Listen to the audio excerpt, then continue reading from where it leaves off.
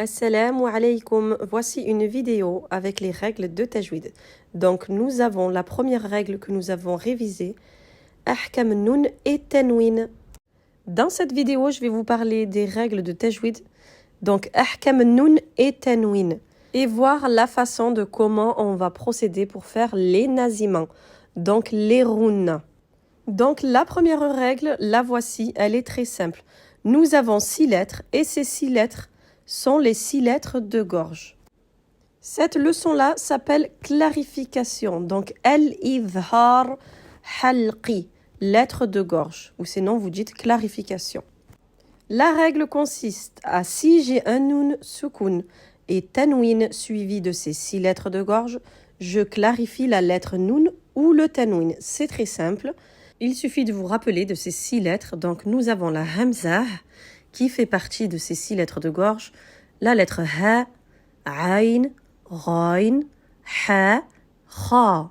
Cette règle est très simple, il suffit de lire clairement dès que vous voyez nun et tanwin suivi de ces 6 lettres. Et maintenant, je vais vous montrer des exemples. J'ai choisi la sourate Al-Ghashiyah car elle a plein de règles de tajwid. Et au moins, je vais pouvoir vous montrer verset après verset. Donc pour le premier verset, rien à signaler, il n'y a pas la règle de tajwid de ahkam nun et tanwin, à part respecter les prolongations et le thème marbuta à la fin qui finit en soukoun. Je vais quand même vous lire le verset. Hal ataka hadithul ghashiyah. Donc pour ce verset, je n'ai ni nun ni tanwin. On poursuit. J'ai sauté directement sur le 4e verset car il y a la règle qui concerne nun et tanwin, donc la règle de al-idhar, clarification. Donc c'est très simple, vous voyez tanwin avec le ra, ran. Donc nous allons le lire clairement, car la lettre qui suit juste après, c'est une lettre de gorge. Donc la lettre ha, c'est une lettre de gorge. Donc nous allons faire la clarification et lire clairement la lettre nun ou tanwin. Ce qui donne donc vous allez lire clairement la lettre tanwin, ron, naron hamiya, et ne restez pas dessus, naron hamiya, à ne pas faire. Donc naron hamiya. Je poursuis avec le verset 5. Donc nous avons nun soukoun. Donc là, de toute façon, avec la soukoun, vous allez le lire normalement. En plus, il est suivi d'une lettre de gorge. Regardez, ayn. Et puis ensuite, nous avons tanwin in, suivi de la hamzah. Donc, nous avons dit que la hamzah aussi faisait partie de ces 6 lettres de gorge. Donc, tusqa min aynin aniyah. Vous voyez, aynin aniyah. Allez, on poursuit dans la leçon, donc la règle de tanwin et nun. On continue, on a al-idram. Al-idram, donc c'est assimilation de la lettre nun ou tanwin. Donc là, pareil, nous avons 6 lettres à retenir. Pour retenir, c'est très simple. Donc vous avez le mot yermouloun. Vous voyez en phonétique. Donc toutes les lettres, quand on les rassemble, vous allez vous rappeler du mot yermouloun, pour se rappeler de la leçon de al-idram. Égale assimiler, fusionner. Donc assimilation. Attention, soyez très attentifs. Donc il existe 2 types de al-idram. Un avec naziman et l'autre sans naziman. Mais d'abord, nous allons voir avec naziman. Donc naziman qui veut dire runa. Nous allons faire une petite runa. Donc, avec naziman, nous allons sélectionner les lettres waw, mim, nun, ya. Petite astuce à retenir phonétiquement le mot yanmu, donc les 4 lettres qu'il y a au-dessus. Ya, nun, mim, waw. Donc, ce sont les lettres avec naziman. On va dire al-idram birunna avec naziman. Donc, je répète, assimilation. Nous allons faire la fusion. Comme exemple, j'ai pris le 3e verset, donc amilatun, vous voyez, tanwin un, suivi de la lettre nun. Amilatun, donc comment on va procéder? On va enlever, barrer une tanwin quand vous allez prononcer, et sauter directement sur le nun shadda. Donc, عاملة ناصبة. عاملة ناصبة. Comme autre exemple, j'ai pris le verset numéro 8. Donc, nous avons tenwin suivi de la lettre nun. Vous voyez, nun shadda. Donc, pareil, on va enlever une tenwin. Quand on va prononcer, on va dire ma'idhin na'imah. Je poursuis et je garde le même verset. Regardez la première tenwin un, suivie de la lettre ya. Rappelez-vous du mot à retenir, yanmu. Dans la leçon al-idgham, assimilation. Donc, par ici aussi, nous allons faire un nasiment. Vous allez supprimer une tenwin et faire un nasiment et sauter directement sur la lettre ya.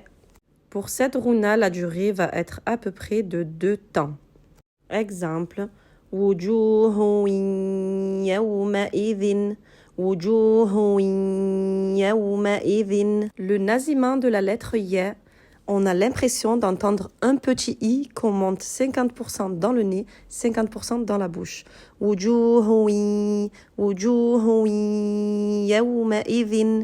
Et on poursuit. Yawma'idhin na'imah.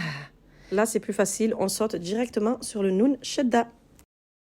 وجوه يومئذ ناعمة.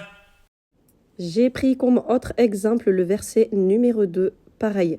وجوه يومئذ خاشعة. Donc là, pareil, pour la première tenwin, vous allez faire un genre de i et de suite dire le ya, yawma'idhin. Yawma'idhin suivi de la lettre kha. Vous reconnaissez la première leçon de al-izhar. C'est le kha de la lettre de gorge. Donc avec tenwin in, on va faire la clarification par ici. وجوه يومئذ خاشعة وأكواب موضوعة. Maintenant, je vais vous donner d'autres exemples avec la lettre waw. Tenwin suivi de la lettre waw. La rouna, le nasiment est complètement différent. Écoutez. Là, pareil, avant de procéder à la rouna, donc la tenwin, on va en enlever une. Donc, on va dire mala, d'accord, mala. Et avant d'arriver au waw, vous allez dire mala wa'addada. Mala wa'addada. Pour que ce soit plus simple pour vous, vous dites un petit ou que vous montez pareil, 50% dans le nez, 50% dans la bouche. Regardez. Mala wa'addada. Mala wa'addada. Écoutez avec le shir, vous allez voir que c'est la même chose. الذي جمع مالا وعدده. Deux autres exemples de la sourate Naba. Donc, je vous ai pris 2 versets. Donc, le premier, vous voyez, tanwin suivi de waw. Donc, وَجَعَلْنَا سِرَاجًا وَهَّاجًا. جَاءً وَهَّاجًا. جَاءً وَهَّاجًا. Et pareil pour le deuxième verset en dessous, vous voyez, tanwin suivi de waw, pareil. حبا ونباتا. حبا ونباتا. لنخرج به حبا ونباتا. Écoutez bien avec le shir. وجعلنا سراجا وهاجا لنخرج به حبا ونباتا. Et voilà, on a presque terminé. Donc, il nous reste 2 lettres dans le groupe de ces 6 lettres. Dans el-idgham, donc assimilation. Donc, nous avons dit qu'il y a 2 lettres sans nasiment. Donc, c'est le lem et le ra. On va tout de suite voir ça avec le lem. Alors, ici, on ne prononce pas le noun. On passe directement à la lettre suivante sans nasiment. Pareil pour tenwin. On prononce que la voyelle sans nasiment. ويل لكل همزة لمزة أن رآه استغنى. Voilà pour clarification et assimilation. Maintenant, nous allons voir la suite des exercices. Assalamu alaykum. Nous voici donc pour la suite des exercices. Donc nous sommes toujours dans la leçon de Ahkam Noun et Tanwin. Nous avons vu la leçon de clarification, assimilation et maintenant nous allons voir dissimulation, al-ikhfa. Donc c'est très simple, c'est toutes les lettres qui vont rester. Donc si Noun et Tanwin est suivi de toutes les lettres qui restent, alors on applique al-ikhfa du Noun et du Tanwin, un naziment. Il y a 3 degrés de naziment. Le premier degré, la lettre Qaf et Kaf, c'est plus fort et plus loin. Deuxième degré, la langue sera plus proche de la lettre qui suit, donc on dit que c'est moyen. Le troisième degré, les lettres Ta, Del et Ta, ce sont les lettres les plus proches de la lettre Noun, donc il ne faut pas entendre Noun. Je place la langue vers la mâchoire inférieure pour éviter d'entendre le Noun. Donc, dissimulation de la lettre Noun, résumé de la règle, pas de contact entre la langue et le palais, préparation de la sortie de la lettre qui suit. On accompagne avec une rouna emphatique ou amincie de 2 temps. Et là, je vais vous donner quelques exemples. Donc là, j'ai sélectionné comme exemple Suratul Falaq. Donc, nous allons sauter directement dans le deuxième verset, car le premier verset, il n'y a pas les règles de la leçon. Donc là, dans le deuxième verset, vous voyez, il y a le Noun, suivi de la lettre Shin, donc Sha. Shin, c'est une lettre amincie. Donc, comment on va procéder? On ne va pas entendre le Noun, donc du Mi, on va faire un petit naziment aminci et on va se préparer à dire la lettre Sha. Exemple. Min sharri ma khalaqa. Et pareil pour le troisième verset, on a le Sha aussi. وَمِن شَرِّ غَاسِقٍ إِذَا وَقَبَ. Vous entendez? وَمِن. Votre langue doit être positionnée au centre. Il ne faut pas qu'elle touche le palais. وَمِن. Si cela peut vous aider, imaginez que vous dites un petit 1 aminci. وَمِن aminci. من شر ما خلق ومن شر غاسق إذا وقب. Et pour s'entraîner, il n'y a pas mieux que la pratique. Donc là, je vous ai sélectionné la sourate Al-Kafirun. On va sélectionner le verset 3 qu'on retrouve justement dans le verset 5, c'est les mêmes. Et on va se concentrer sur la rouna avec le ta. Wala antum. Là, pareil, le noun est complètement caché. ولا أنتم عابدون ما أعبد ولا أنتم عابدون ما أعبد. Encore un exemple avec Surat Duha. Donc, on va plus prendre le verset 5, 6 et 7, là où il y a Tanwin, avec Tanwin, suivi de la lettre Fa. Donc, Fa, c'est aussi les lettres de la règle de Al-Irfa. Donc, dissimulation. Allez, c'est parti pour le premier verset. Donc là, je vais vous faire la rouna avec Tanwin et Fa.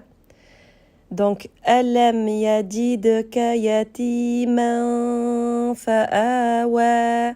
Vous entendez? Man fa'awa. Et pour le deuxième, wa wajadaka a'ilan fa'aghna. ألم يجدك يتيما فآوى ووجدك ضالا فهدى ووجدك عائلا فأغنى. Allez, je poursuis. J'essaye de vous trouver des naziments emphatiques maintenant. Donc, je suis partie dans Surat Ashrah et j'ai trouvé 2 rounas emphatiques. Donc là, Noun est très loin du point de sortie de la lettre Qaf. Donc, c'est un naziment emphatique que nous allons faire. Et nous allons essayer de nous rapprocher au plus près de la lettre Qa. Premier degré de naziment. Donc, c'est ce verset. Allazi انقض ظهرك. Vous avez vu انقض ظهرك, elle est vraiment emphatique, la rouna, elle monte très très fort dans le nez et on se rapproche de plus en plus de la lettre qaf. الذي أنقض ظهرك. Encore un test avec le 7e verset de la sourate. Donc, فَإِذَا فَرَغْتَ فَانصَبْ. فَانصَبْ. Rouna emphatique. فإذا فرغت فانصب. Voilà pour la règle de dissimulation al-ikhfa. Je ne peux pas prendre toutes les lettres, sinon la vidéo serait beaucoup trop longue. Donc, je vous invite à vous entraîner avec la sourate al-Ghashiyah. Elle a beaucoup de règles de tajwid. Et moi, je trouve que c'est un bon entraînement sur cette sourate. Allez, on attaque la 4e catégorie. Donc, nous avons la substitution.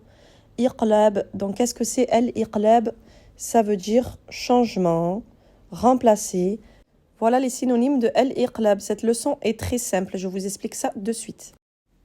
Souvent, dans le Coran, vous allez trouver une petite mime comme ça au-dessus du noun ou d'autres lettres. Donc, cette règle est très simple. À chaque fois que vous allez voir une petite mime comme ça, sur les lettres ou en dessous, ça arrive que vous allez la voir en dessous, vous allez tout simplement remplacer par le mime. Donc, vous allez faire un petit naziman. Exemple avec le premier verset de la sourate Al-Ma'arij. Donc, nous allons remplacer par la petite mime en vert, vous voyez. Donc, Sa'ala sa'ilum bi'adhabin waqi'. Pour ce naziman, il ne faut pas fermer complètement la bouche, de là entendre un mime complet. Il faut faire aussi un petit naziman. Donc, Sa'ala sa'ilum bi'adhabin waqi'. Ilum bi'adhabin waqi'. سأل سائل بعذاب واقع. Un autre exemple avec sourate Al-Fajr. Donc nous avons le verset 23. يومئذ بجهنم. يومئذ. وجيء يومئذ بجهنم وأنت حل بهذا البلد لنسفعا بالناصية. Et voilà pour le dernier exemple avec la petite mime au-dessus du noun, suivi du ba. Donc, on va faire al-iqlab. Rappelez-vous du nom de la règle qui s'appelle substitution. Donc, on va tout simplement remplacer nun par la petite mime. Donc, mim ba'di. Vous voyez, on n'entend pas min. Mim ba'di. Mim ba'di. Tout en faisant un petit naziman afin d'embellir votre récitation. Allez, je vous dis à bientôt pour de prochains exercices. Salam alaikum.